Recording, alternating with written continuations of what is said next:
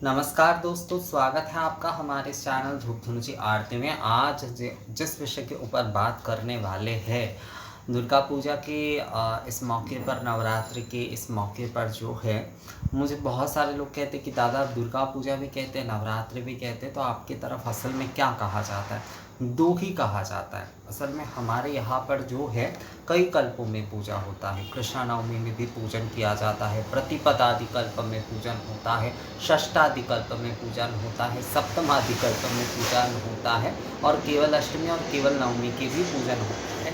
अष्टमादि कल्प भी कई कई लोग करते हैं, पर ज़्यादातर जो है केवल अष्टमी और केवल नवमी कल्प ही ज़्यादा होता है।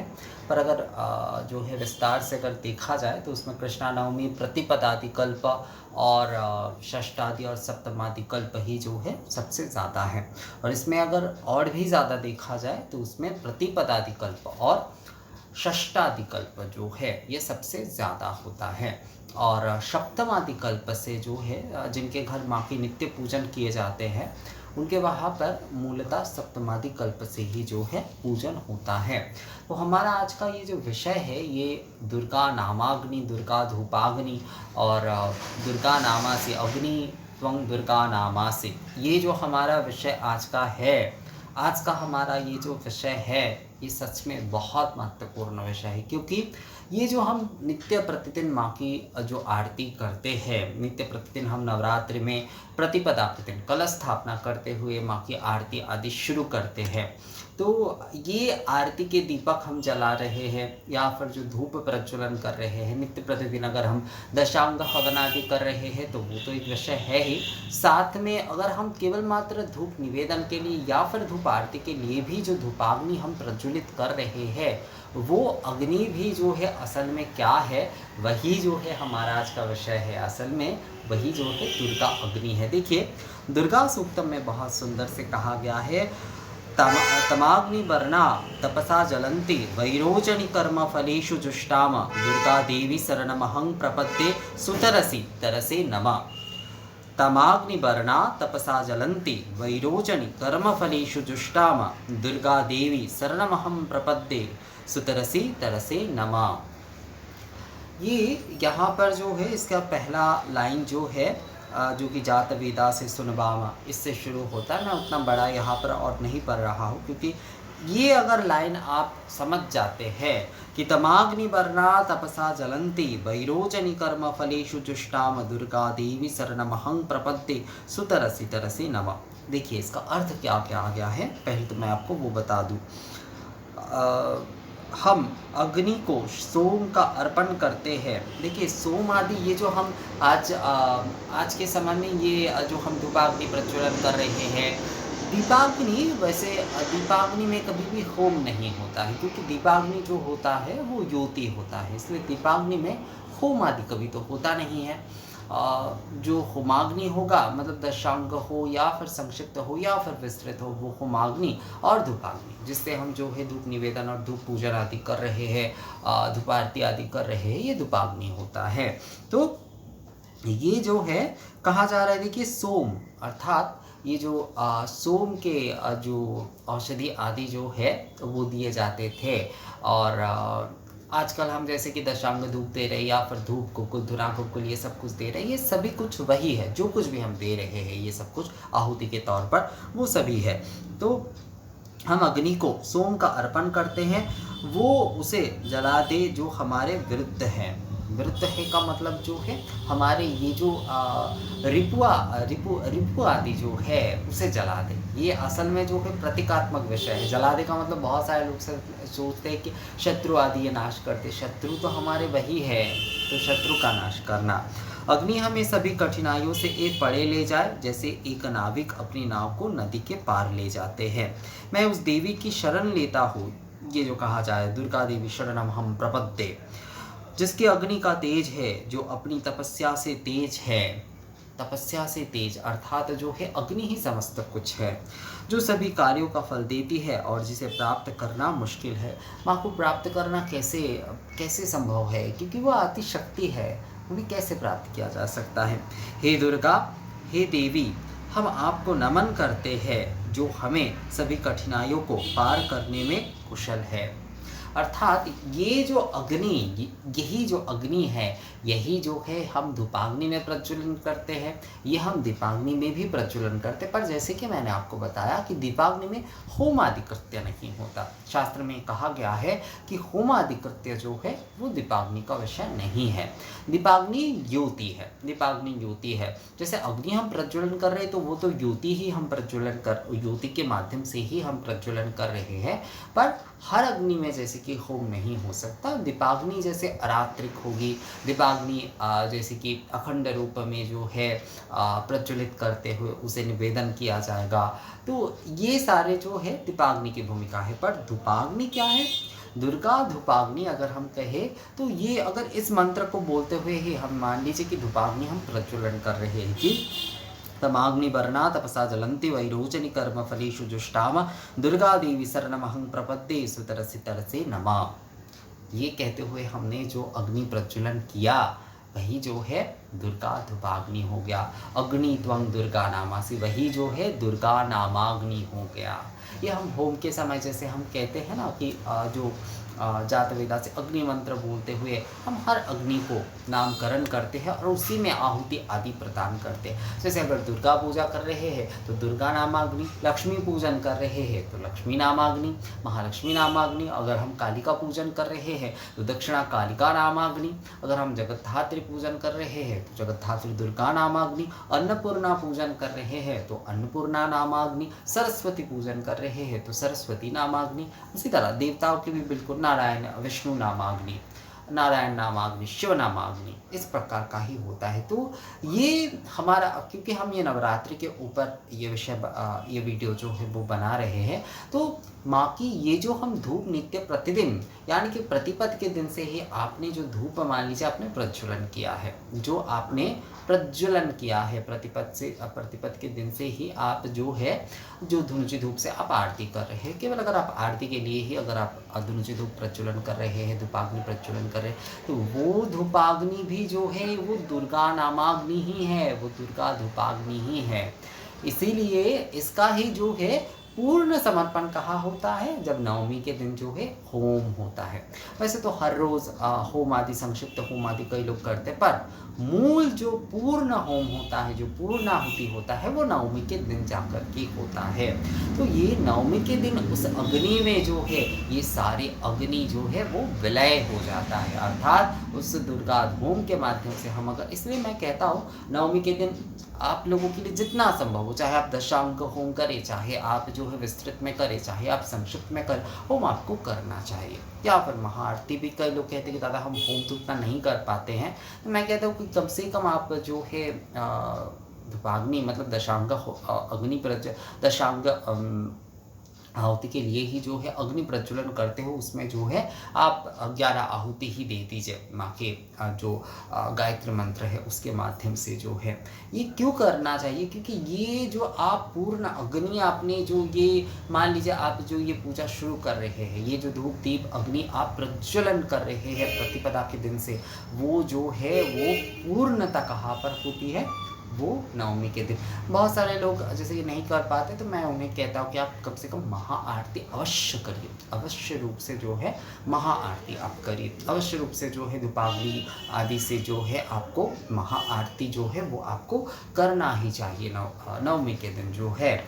ये जो भी सारे अग्नि हैं, ये सारे जो है मतलब दुर्गा अग्नि जो है, ये दुर्गा धूपाग्नि, दुर्गा दीपाग्नि, ये सभी कुछ जो है उस अग्नि में जाकर जो है विलय हो जाता है। जैसे ये जो निर्माल्य वासिनी की पूजा होती है, इसके ऊपर ऑलरेडी वीडियो है, आप लोग ज़रूर देखिएगा, चेक करिएगा उसे।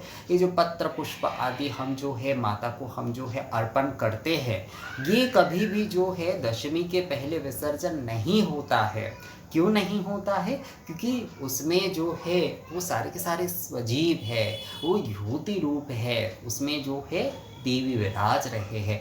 जब तक निर्माल्य वासिनी की पूजा करते हुए जो है उन्हें अपने हृदय में धारण नहीं किया जाता है, तब तक वो सारे के सारे वस्तु जो है कभी भी विसर्जित नहीं किया जाता है, उसे अलग रखा जाता है। ऐसा तो नहीं कि सभी के लिए संभव होगा कि सभी जो है जिनके बहुत सारे अच्छे व्यवस्था है जगह आदि उस प्रकार के हैं वो रखते हैं, जैसे कलश की चारों ओर पत्र पुष्प आदि वहीं पर जो है उस प्रकार से वो रख देते हैं। पर जिनके लिए ये संभव नहीं हो रहा है वो भी जो है एक गमले आदि में जो है जो पूजा के पुष्प आदि जो कुछ भी सभी कुछ होते हैं वो सभी कुछ जो है वो अलग से रख देते हैं।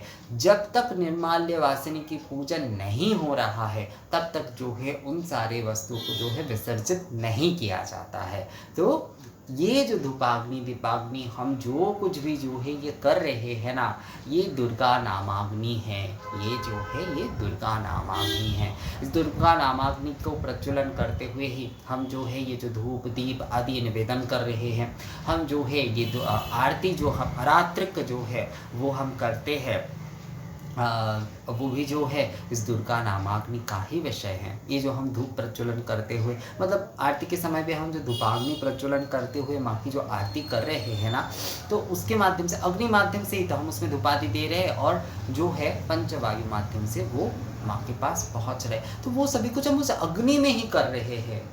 एक शब्द होता है ना कि गंगा जल में गंगा पूजन, गंगा जल में ही गंगा पूजन, तो ये विषय वैसा ही है कि दुर्गा नामाग्नि से ही जो है हम दुर्गा पूजन कर रहे हैं।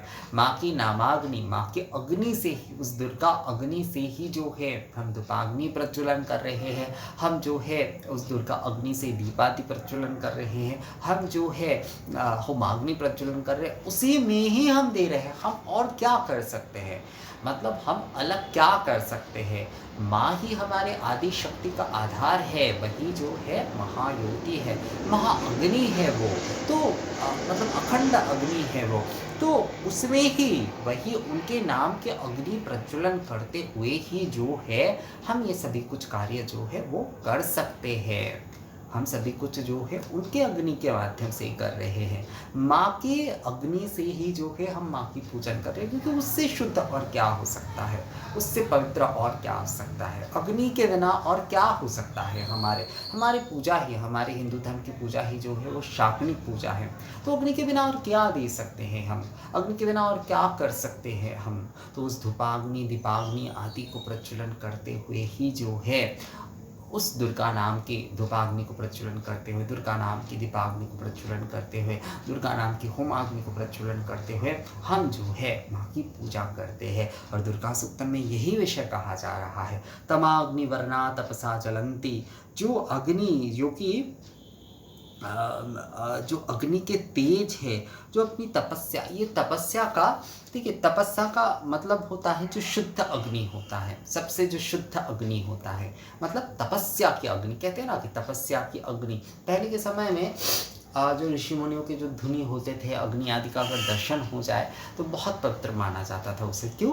क्योंकि वो तपस्या की अग्नि है। तपस्या की अग्नि सबसे शुद्ध होता है, क्योंकि उसमें कोई कामना आदि का, मतलब उस अग्नि के जो आराधना हो रहे हैं वो निष्काम होते हैं। तो तपस्या की अग्नि जो है ये सबसे शुद्ध माना जाता है। तो ये हमारे दुर्गा पूजा असल में, तो देखिए ये राज पूजा है, इसमें जितने भी सारे उपचार, जितने भी सारे वस्तु आदि की आवश्यकता होती है वो राज उपचार में ही हमें करना होता है। राज उपचार का मतलब 64 उपचार के विषय नहीं कह रहा हूँ मैं यहाँ पर, बहुत सारे लोग ये समझ लेते हैं हमारे यहाँ पर, खासकर जो लोग महाराष्ट्र से या दक्षिण भारत से है, नहीं मैं वो नहीं कह रहा, मतलब रजोगुण की पूजा है ये। वैसे तो त्रिगुण के माँ तो वैसे तो त्रिगुण के अतीत है, पर हम दुर्गा पूजा जिस प्रकार से करते हैं वो एक राजसिक तौर पर रजोगुण के का हिसाब से जो है वो करते हैं। तो ये जो दुर्गा अग्नि जो है, ये हमारी जो ये दुर्गा अग्नि है, यही मूल है, यही जो है मूल है। इस दुर्गा अग्नि में ही जो है सभी कुछ हम समर्पण करते हैं, सभी कुछ हम देते हैं। इस माध्यम से ही जो है माँ तक सभी कुछ पहुँचता है। ये अग्नि तेज और पंचवायु के माध्यम से ही जो है माँ तक सभी कुछ पहुँच रहा है।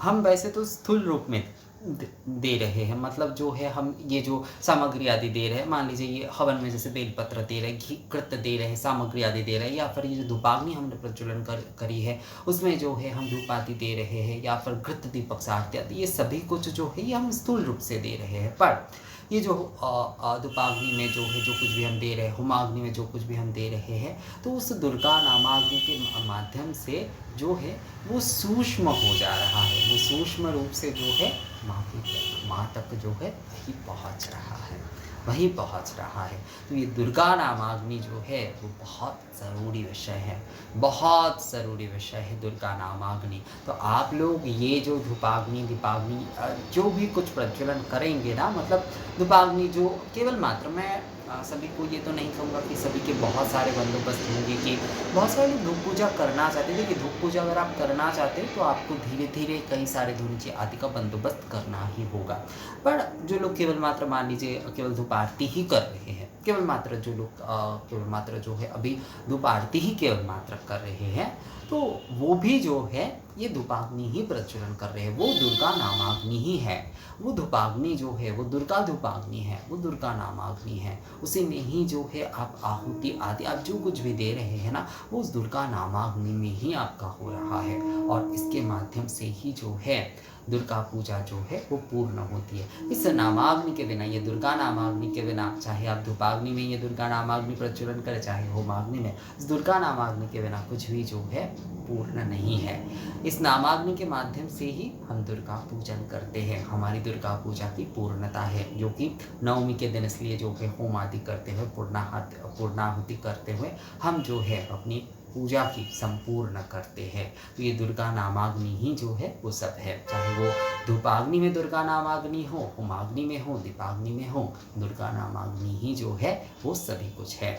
तो ये वीडियो कैसा लगा आप लोगों को? मुझे लगता है ये विषय आप लोगों को समझ में आ गया है। देखिए, बहुत सारे लोग आप लोग मुझे कहते कि दादा कई सारे विषय जो है आप बहुत विस्तृत कर देते हैं, कई समय जो है वो सारे समझना थोड़ा मुश्किल हो जाता है। एक बार ये सारे विषय सुनकर आप लोगों को समझ में नहीं आएगा, कई बार आप लोगों को सुनना चाहिए, उसके बाद आपको अवश्य रूप से ये सारे विषय जो है वो समझ में आ जाएगा, बहुत अच्छे तरीके से वो सारे विषय समझ में आ जाएगा। और ये जो भी सारे विषय है ना, ये कोई अल्प शब्दों में कहने के विषय नहीं है, ये जो इस प्रकार से ही विस्तृत में ही बताना संभव है। तो आशा करते हैं कि ये वीडियो आप लोगों को अच्छा लगा है। तो इस वीडियो को देखने के बाद अगर आप लोगों का कोई जो है सवाल आती है तो आप लोग मुझे कमेंट्स करके इस वीडियो से रिलेटेड, ज़्यादातर लोग क्या करते हैं वीडियो से रिलेटेड सवाल नहीं पूछते, वो उनके सवाल जो है वीडियो से रिलेटेड सवाल जो है वो पूछिए आपके, इससे आपको क्या ज्ञान मिला, इससे आप क्या समझे, ये जो है बहुत ज़रूरी विषय। आप अपने दूसरे विषय आप मुझे मेल करके भी पूछ सकते हैं, पर वीडियो से आपने क्या सीखा वो आप कमेंट करके ज़रूर बताएं। मिलते हैं आप अगले वीडियो में, तब तक के लिए नमस्कार।